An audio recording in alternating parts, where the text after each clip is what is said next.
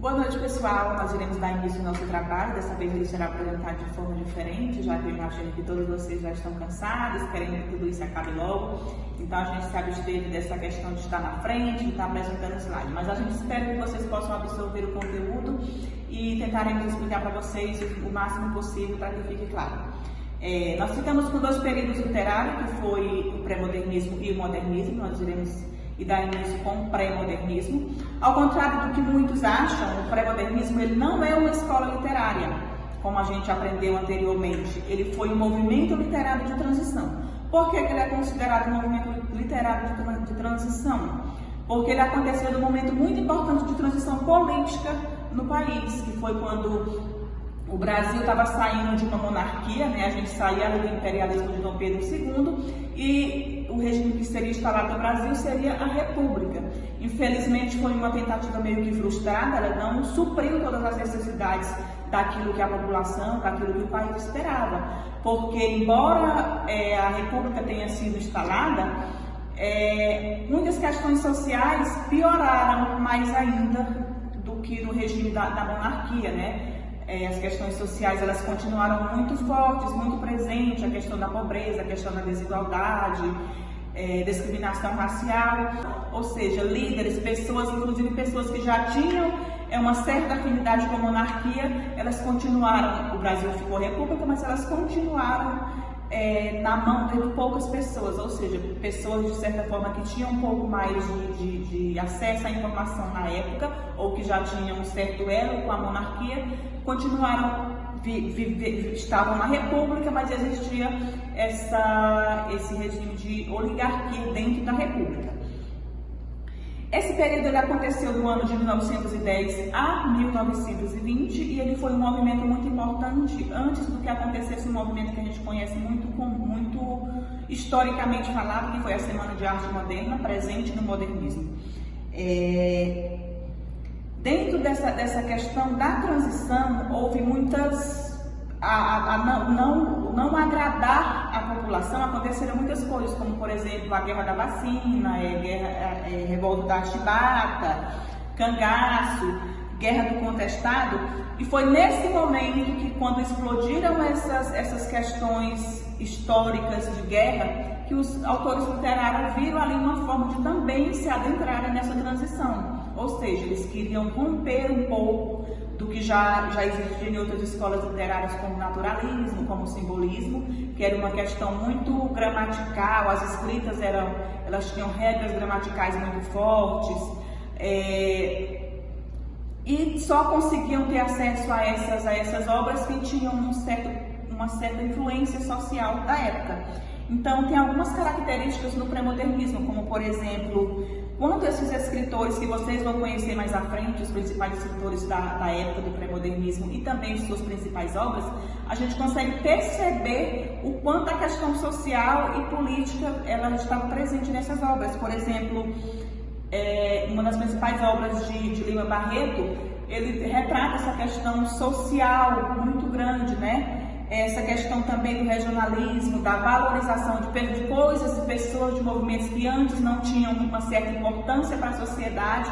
Essas obras elas começam a retratar, como por exemplo o caipira, o sertanejo, o matuto. Outra característica muito importante do pré-modernismo é a questão da mistura de estilos literários, o que eles conhecem como sincretismo estético, que nada mais era o cruzamento de várias influências artísticas e culturais de outras escolas, naturalismo, simbolismo. Então, existiu essa miscigenação, essa criação desse sincretismo estético. Inovações técnicas da forma de expressão literária, ou seja, os autores eles aproveitaram esse momento de transição para romper um pouco com a questão acadêmica, que era essa questão gramatical. A gente vai fazer uma linguagem, a gente vai produzir obras com um estilo mais coloquial, uma linguagem mais simples e acessível para que todos possam ter acesso. E apesar dessa implantação, ainda nesse momento existia ainda o academicismo, né? A pintura, as escrituras, elas ainda seguiriam regras, então eles queriam romper um pouco disso aí. E apesar de todas essas características que eu já citei para vocês, elas não estão presentes em todas as obras de todos os autores, porque cada um tem uma forma própria de escrita, de publicação, mas vocês verão isso mais à frente. Agora irei falar sobre os principais autores do pré-modernismo. Euclides da Cunha foi escritor, poeta, ensaísta, sociólogo, geógrafo, jornalista, engenheiro brasileiro. Ele ocupou o 7º lugar na Academia Brasileira de Letras. Ele publicou Os Sertões, que foi a Guerra dos Canudos de 1902. A obra retrata a vida sertaneja. Graça Aranha. José Pereira da Graça Aranha foi escritor e diplomata maranhense. Ele foi um dos fundadores da Academia Brasileira de Letras e um dos organizadores da Semana da Arte Moderna em 1922. Uma das suas obras em destaque é Canaã, de 1902, que aborda a migração dos alemães no estado do Espírito Santo. Monteiro Lobato. Ele foi escritor, editor, ensaísta e tradutor brasileiro. Foi um dos mais influentes escritores do século XX. Uma das suas principais obras é Europês, que retrata nacionalista de conto e crônicas. Lima Barreto. Afonso Henrique de Lima Barreto foi escritor e jornalista brasileiro. Ele rompe com o nacionalista ufanista e faz crítica ao positivismo. Uma das suas principais obras é O Fim de Policarpo Quaresma, que faz uma crítica à sociedade urbana daquela época. Agora irei falar um pouco sobre o modernismo. O modernismo foi um movimento artístico, cultural e literário que se caracterizou pela liberdade estética, o nacionalismo e a crítica social. O modernismo teve início com a Semana de Arte Moderna, que aconteceu do dia 11 a 18 de fevereiro de 1922, no Teatro Municipal de São Paulo. A Semana de Arte Moderna foi liderada pelo Grupo dos Cinco: Anita Malfatti, Mário de Andrade, Menotti Del Pitia, Oswaldo de Andrade e Tarsila do Amaral. Esse evento, que reuniu diversas apresentações e exposições, colaborou com o surgimento de revistas, manifestos, movimentos artísticos e grupos com experimentações estéticas inovadoras. Tudo isso permitiu consolidar as ideias modernistas e inaugurar um movimento no país. O modernismo no Brasil surgiu logo após a Primeira Guerra Mundial, na qual houve várias mortes, a destruição de diversas cidades e a instabilidade política e social. Assim, na tentativa de reestruturar o país politicamente e no campo das artes, encontra-se a motivação para romper com o tradicionalismo.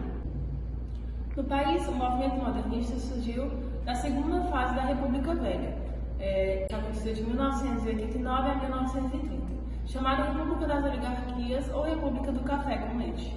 Neste contexto, o poder é realizado entre paulistas e mineiros, dominado por aristocratas fazendeiros. Em decorrência disso e do aumento da inflação que fazia aumentar a crise proporcionava greves e protestos, o momento era de insatisfação. Ao mesmo tempo, o movimento tenentista ganhava força e tentava derrubar o esquema das oligarquias, cujo poder estava concentrado na mão das elites agrárias tradicionais. Todos eles reivindicavam o fim da República Velha e do sistema oligárquico. A crise econômica gerada pela quebra da Bolsa de Valores de Nova York em 1929 acelerou este processo e essa mudança foi alcançada com a Revolução de 30. Assim, um golpe de Estado depois do presidente Washington Luiz e marcou o fim da República Velha. Começa então a Era Vargas, que durou até 1945, ano em que termina a Segunda Guerra Mundial.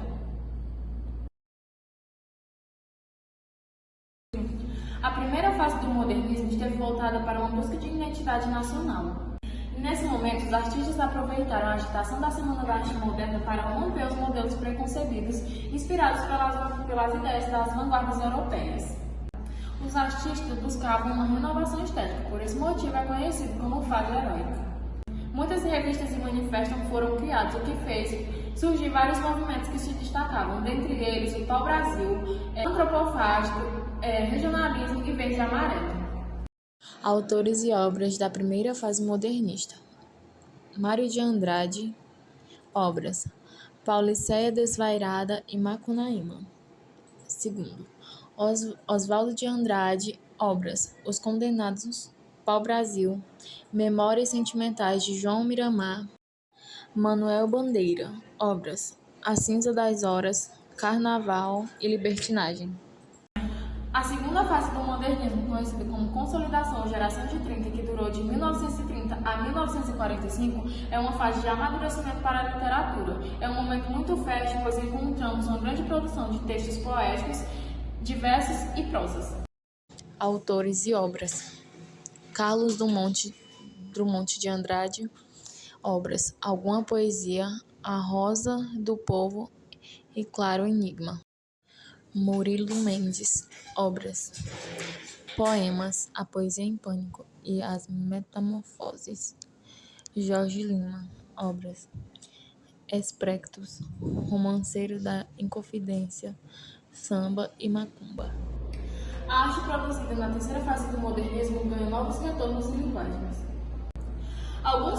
Alguns críticos defendem que essa fase terminou em 1960 e outros acreditam que dura até o presente.